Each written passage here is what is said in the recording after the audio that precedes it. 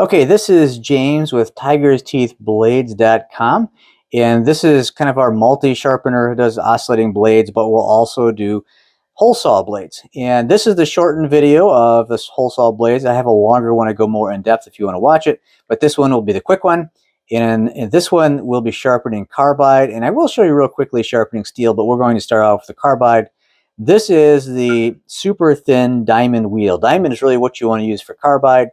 You'll use the one that's called cubic boron nitride, or CBN, primarily for the steel, but today we're going to cheat a little bit and use the diamond on it. So the only part that does the cutting, as you can see on this, and if I get this baby to focus in here.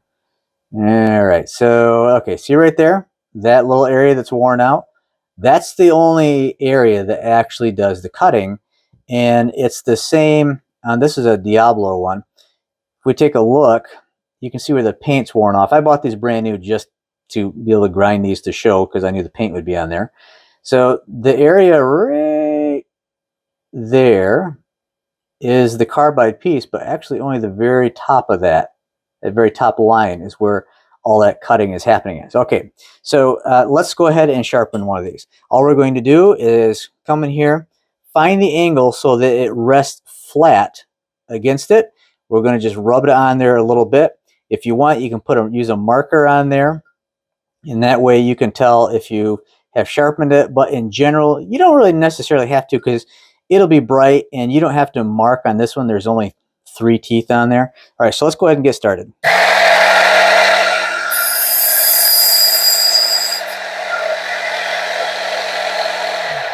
All right, so that is it. That's all you'd have to do to sharpen it.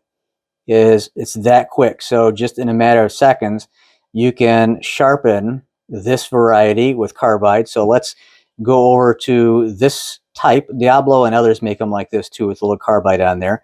Don't be very aggressive with this, because there's not much of a carbide chunk of metal on there.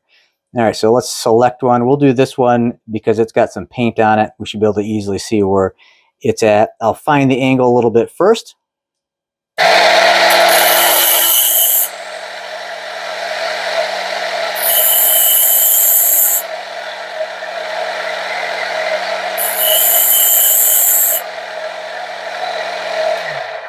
All right, so in that particular case, I had to find the angle a little bit after I got started in it. But you can see how it's shiny right there.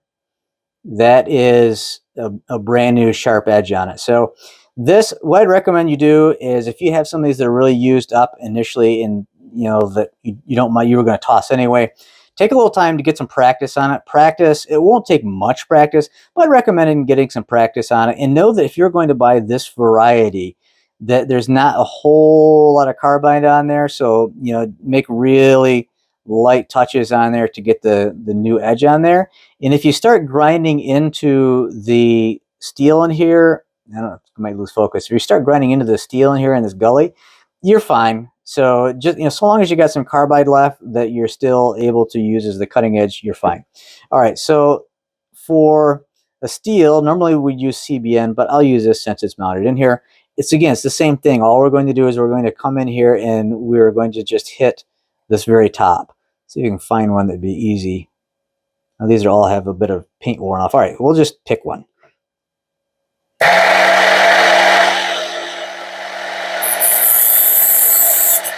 Oop.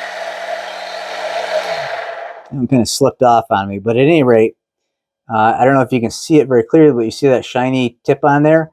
That's fully sharpened. That's a sharpened edge. If you come off from it like that, though, I will tell you that it can round it off a little bit. You might want to come back in. So I'm glad I actually kind of did it that way, so I can tell you that it might round it off a little bit. But you'll want to come back in, and as you rub it on there, try not to do what I did and pull it straight off, because that's when you roll it like that. So if you kind of come in and rub it on there just a little bit, back off, and then come out. That's the best way to do it, so that you don't accidentally pull it all the way and round it. Okay, there you have it. That's how to sharpen a hole saw. It's pretty simple. And again, on this, you might want to use a marker just to mark one and see where you're at. You should know, because it'll be a shiny, sharpened edge on it, but that may help just to visually see it too. All right, this is James with tigersteethblades.com.